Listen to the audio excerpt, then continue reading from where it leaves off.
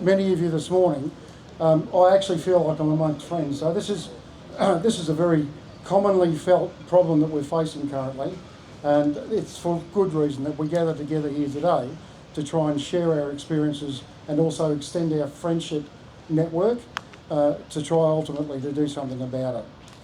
So my name is Steve Harrison. I'm the advocate for Shooters Union WA, and like many organisations, and this is to address some of the commentary that's coming through on Facebook particularly, like many other organisations, including other shooting organisations, Shooters Union WA is supported by Shooters Union Australia by way of administration, who is a national body. So let's be very clear, Shooters Union WA is a West Australian organisation staffed by a West Australian or West Australian people, and we have West Australian membership in Western Australia. So I'll make that point really clear. So for me personally, if I just give you a little bit of history on how it is I ended up in front of this microphone and associated with Shooters Union, I've got some 40 years as a sworn police officer in WA. I've served regionally, I've served remote, and I've served metropolitan. I'm a qualified nationally tactical trainer and was employed with WA Police for about 14 years as a operational safety and tactics training instructor. I've guided and delivered the national qualifications to police trainers in WA. So I actually wrote the standards for police trainers in WA and the qualifications, both at diploma and also certificate level.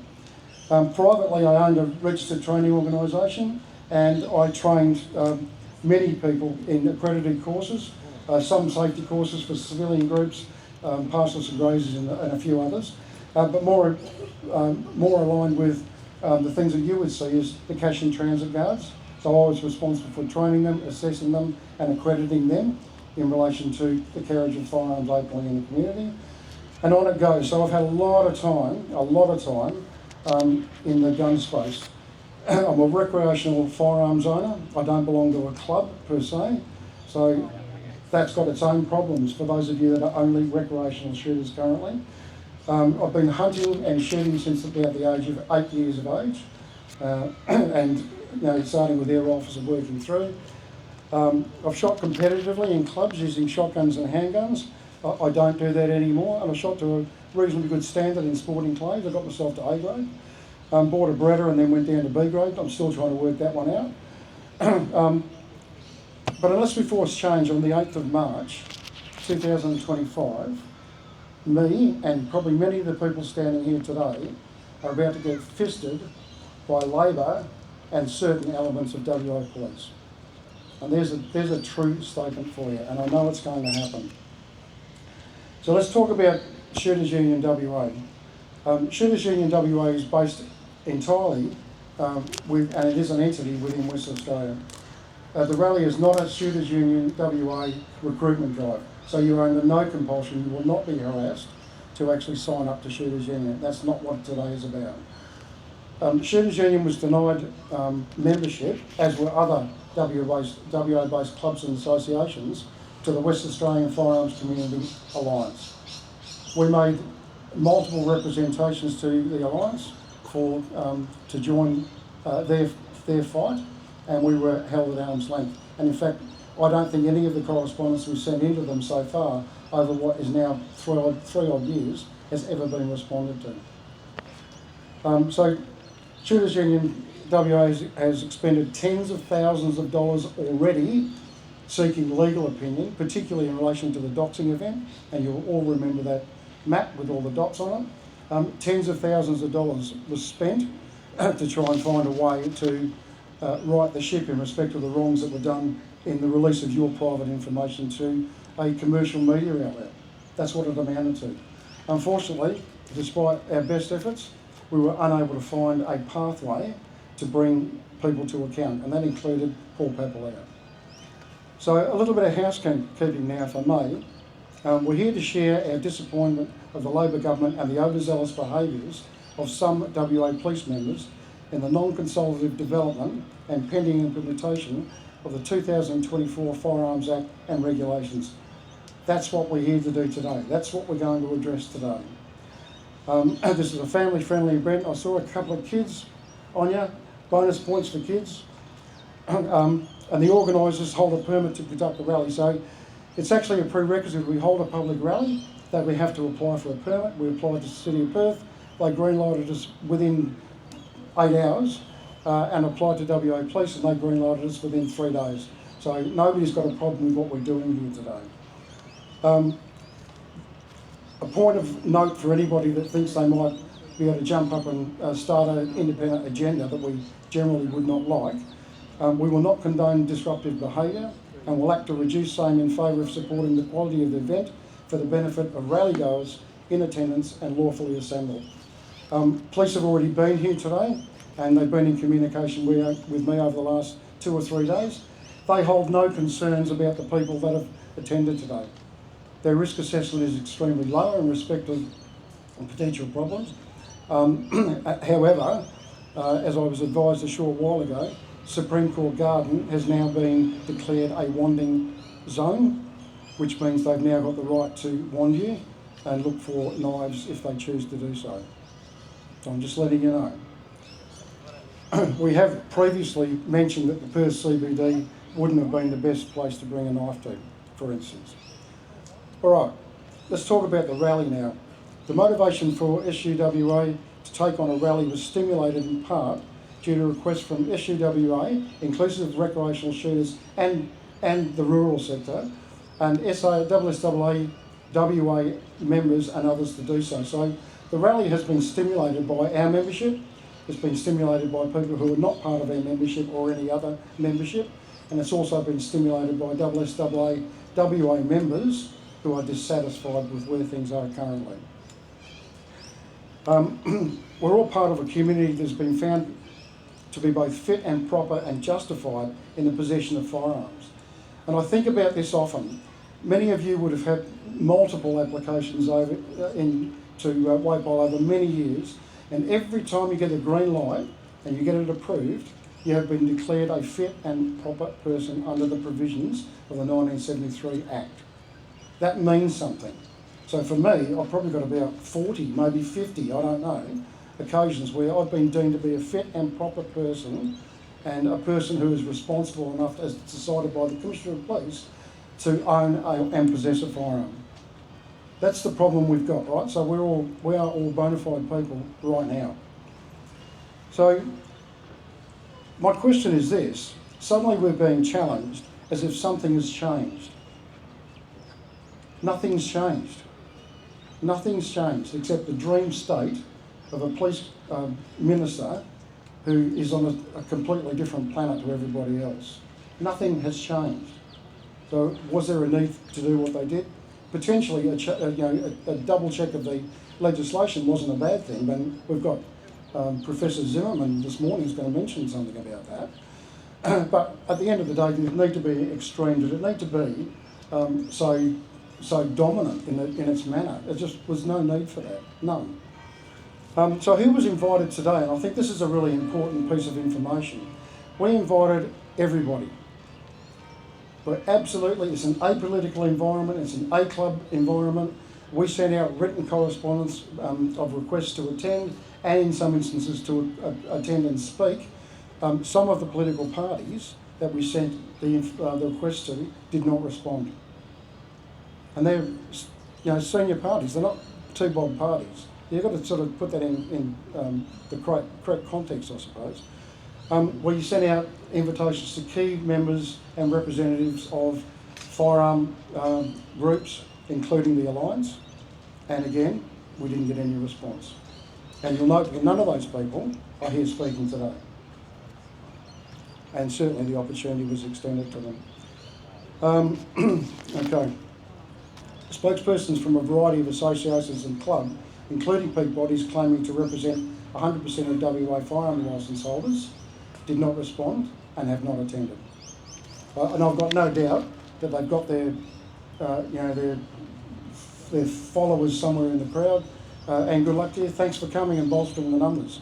Thanks also for the negative media on social media for the rally, because what you've done is you've just actually turned it into a very broadly published public event thanks very much. We appreciate it. Points of clarification, and it comes down to, and these guys, the libertarians, will tell you all about this, but it really comes down to one thing in my view, and if we take a sort of a global perspective, everybody has the right to free speech and freedom of association, and no club or other entity, and I know they've been fiddling in the background, can lawfully prevent you exercising these rights, nor should they infer that they can. And I think that's really important. This is a reset. I'm asking you people to think about a reset as to how we approach this post the outcome of the March 8 election. How are we going to approach this? We need a plan. We need a big crew. We need everybody to be on board. We need a coalition that we'd be proud to be a part of. We want no closed meetings. We want no non-disclosure agreements within clubs and meetings. We want the windows open, and we want the results and the philosophies spread amongst the team. We want everyone to share in the work to progress it. We want everyone to share in the outcomes. That's about as open a statement as I could make to this group today and anybody else that might be listening later through podcasts. We've got to change what we're doing, gang. We have got to change it. Okay, the other point I'll make is no one body owns 100% of shooting activities in WA. Look, you can't have one person standing up and making claims that they actually represent or they are supported by 100% of the firearm licensed community in Western Australia, because I could put a really fine point on that and just say that's complete bullshit. That is untrue and cannot be proven. What I am saying is that if we wake up and we realise that we need to do something different, we could collectively and substantially make change to suit our own purposes. I'm more concerned about rec shooters, to be honest with you, than club shooters. That having been said, club shooters still have some concerns, and we would like to be a part of the group that addresses that. But at the end of the day, rec shooters and property owners, they're about to get done over. There's no doubt in my mind. Many of the firearms licence holders do not feel represented, and even though I'm part of Shooters Union WA, or in fact standing up for them in WA, if I look at all the other groups that have gone into negotiations and mediation over the last, 3 or 4 years, I don't feel that they've actually stepped up and represented me. I can't see anywhere that they've actually published something or demonstrated something that I would say that's a really good thing for me.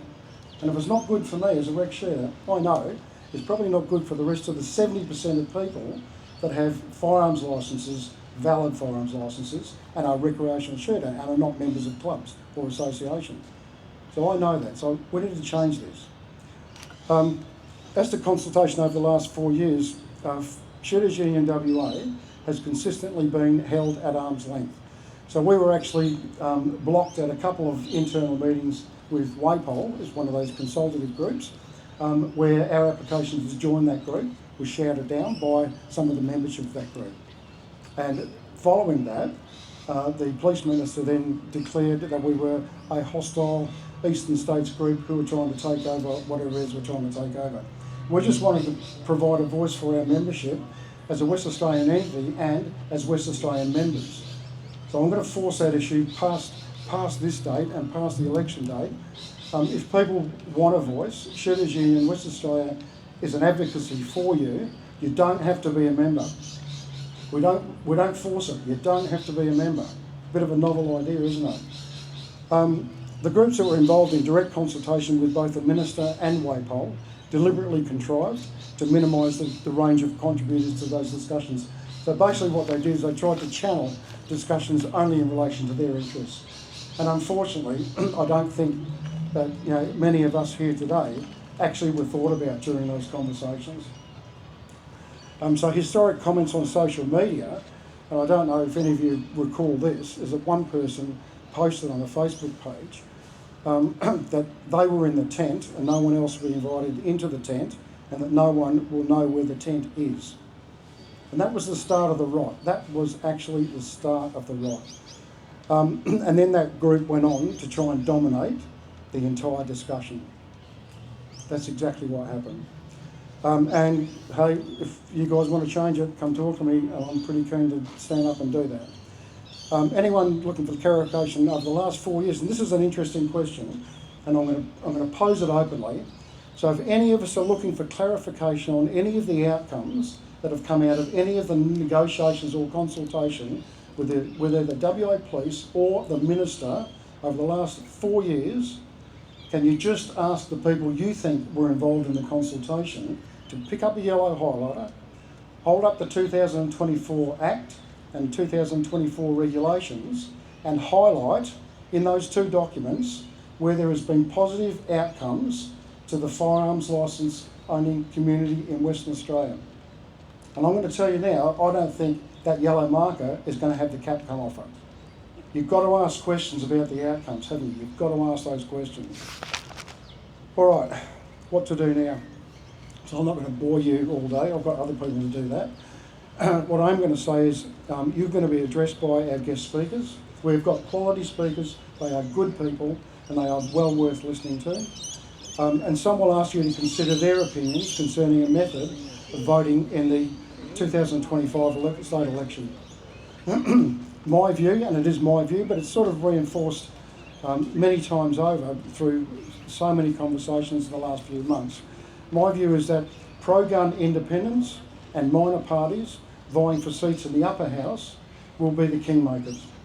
They will be the kingmakers, and if they're not, and if Labor does manage to, hold the lower house, for instance, the people in the upper house, our pro-gun independents and minors, will give them hell. And you're going to hear from a speaker shortly that probably is going to say exactly that. So at the end of the day, my message, you will hear from me a little bit later on, is simply this: vote Labor out. That's it.